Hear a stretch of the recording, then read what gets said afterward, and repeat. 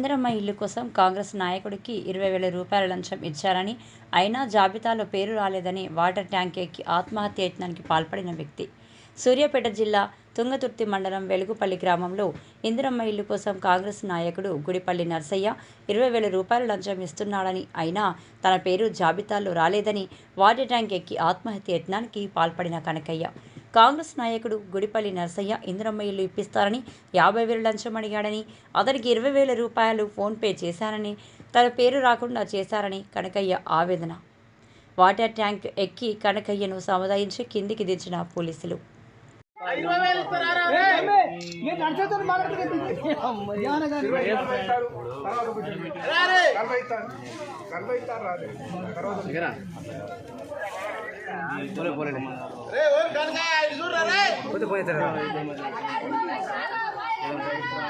కనుక ఇంట్లో లేదని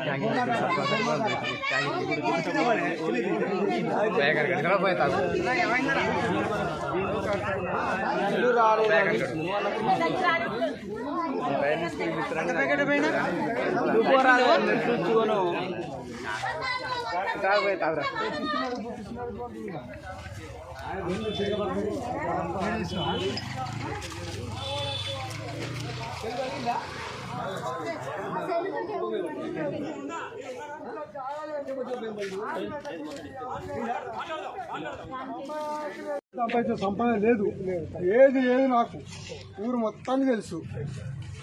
అయితే ఆ విషయంలో సమయం నీకు ఫస్ట్ ఇట్లా ఇల్లు పెడతారా అంటే నీకు 20,000 రూపాయలు నేను ఇచ్చిన.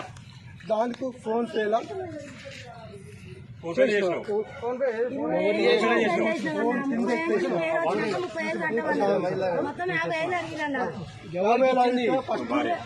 20,000 అన్నారు.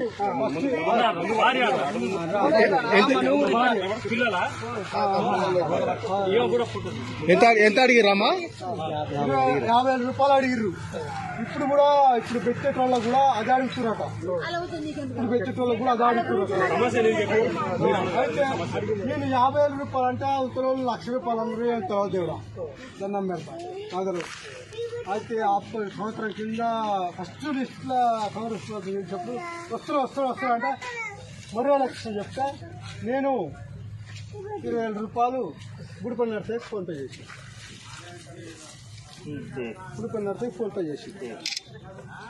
ఏది అది మరి వాళ్ళకి ఇష్టం శాస్త్రాచారు ఏమైనా వర్క్ చేసిన. అది ఇప్పుడు నాకు లిస్టులో పేరు లేదు.